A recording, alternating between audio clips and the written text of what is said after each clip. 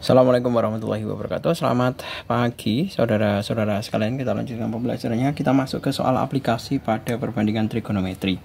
Kita langsung ke yang nomor ketiga. KLM adalah segitiga dengan besar sudut dan panjang seperti pada gambar di samping. KLM adalah segitiga dengan besar sudut dan panjang seperti pada gambar di samping. Ya Allah, ini cuman diulangi ini dua kalimat ini.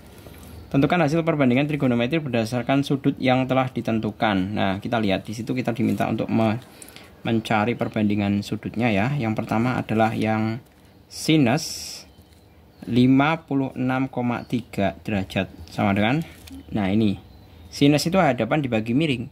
Hadapannya ini, miringnya ini, berarti 3 per akar 13. Kemudian satunya sinus 33,7 derajat. Sinus 33,7 derajat itu sama saja hadapan dibagi miring juga, tapi ini 2 hadapannya, 2 per akar 13. Ya kan? Nah, sekarang tinggal masuk ke kosinusnya. Kosinus 56,3 derajat sama dengan kosinus 56,3 derajat ini ya. Samping dibagi miring, sampingnya ini, miringnya ini, berarti 2 per akar 13. Kemudian satunya kosinus 33,7 derajat. Kosinus samping atau dekatan dibagi miring, 3 per akar 13. Akar 13. Nah, dua pasang nilai perbandingan trigonometri yang mana yang hasilnya sama. Mengapa demikian? Nah, ini kan kita bisa menentukan ini. Nah, ini sama ini. Kalau yang ini sama dengan ini. Ya kan? Berarti kita bisa menentukan bahwa nilai sinus 56,3 derajat itu sama saja kosinus 33,7 derajat sama dengan 3 per akar 13. Karena 56,3 derajat tambah berapa ini? Sebentar saya geser ya, biar mencukupi. Karena 56,3 derajat ditambah dengan 33,7 derajat itu sama saja 90 derajat. Ya kan? Nah, coba untuk yang satunya lagi, ini sinus ya. Sekarang kita pakai kosinus. Yang kosinus 56,3 derajat itu sama saja sinus 33,7 derajat. Itu sama dengan 2 per akar 13. Nah, kenapa kok sama? Juga sama ini. Karena 56,3 derajat ditambah dengan 33,7 derajat itu sama dengan 90 derajat. Jadi sesuai dengan hubungan antar sudut, nilai trigonometri itu dimungkinkan sama. Karena nilai sinus maupun kosinus kalau di dalam grafik trigonometri ya, itu kan saling bertolak belakang.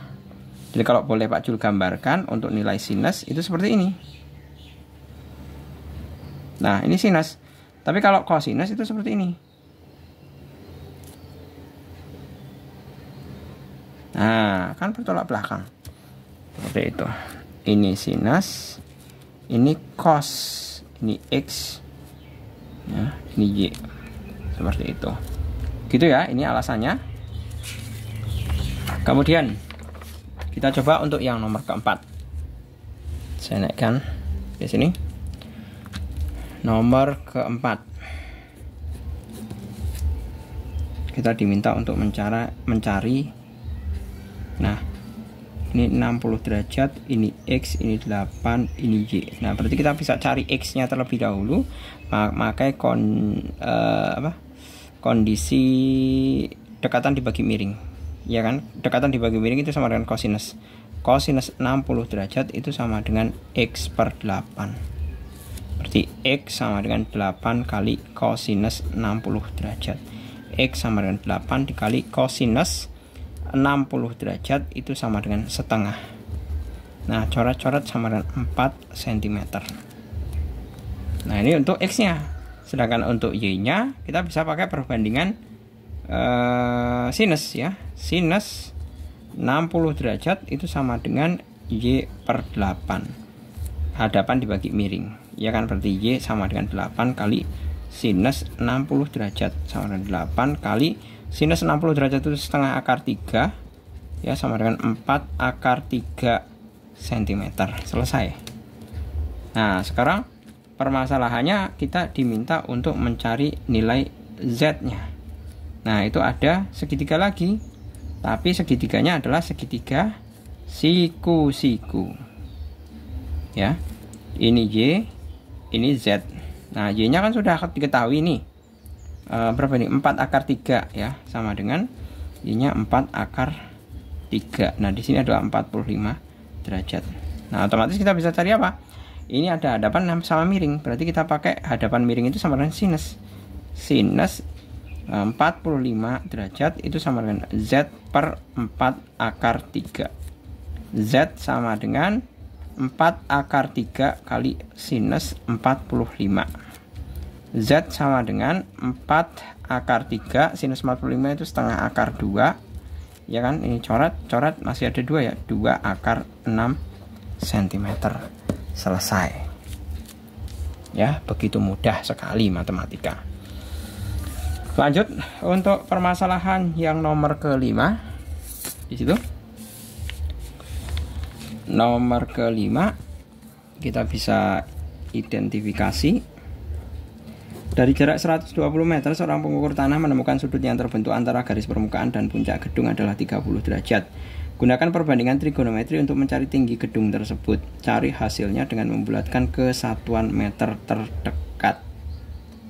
Carilah untuk mencari tinggi gedung ya di situ ya. Jadi kita bisa nyari Z-nya. Kita bisa mencari Y-nya, ya. Dicari aja semuanya, semua kemungkinan yang ada, walaupun tidak ditanyakan, tidak masalah. Kalau misalkan kalian terlanjur pintar itu kan it's no problem. 120 meter, ini Z, ini Y. Nah, berarti kita pakai apa? Pakai hubungan ini, pakai yang dekatan sama miring, berarti pakai cos, ya. Cosinus 30 derajat itu sama dengan 120 per Z. Z sama dengan 120 per cosinus 30 derajat. Nah, cosinus 30 derajat itu sama dengan setengah akar 3. Z sama dengan 120 per setengah akar 3 sama dengan 240 per akar 3. Rasionalkan. Akar 3 per akar 3. Z sama dengan 240 per 3 kali akar 3. Coret-coret. Z sama dengan 80 akar 3. Selesai. Nah, kemudian yang satunya lagi untuk mencari Y ya di sini.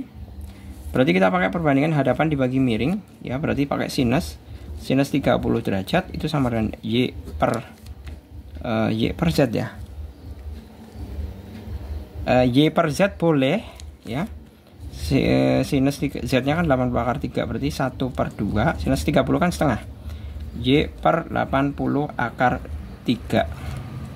2Y sama dengan 80 akar 3 bagi 2 bagi 2. Y sama dengan 40 akar 3 cm. Coba misalkan Pak Jul tidak pakai sinus 30. Misalkan Pak Jul mau pakai tangan 30 ya. Karena kan ini kan bisa pakai perbandingan tangan 30 tuh. Berarti tangan 30 sama dengan Y per 120. Y sama dengan 120 kali tangan 30. Y sama dengan 120 kali tangan 30 itu adalah sepertiga akar 3. Coret-coret. Y sama dengan 40 akar 3 cm. Nah, sama ternyata. Begitu. Gitu ya, semoga bermanfaat. Terima kasih, selamat pagi. Assalamualaikum warahmatullahi wabarakatuh.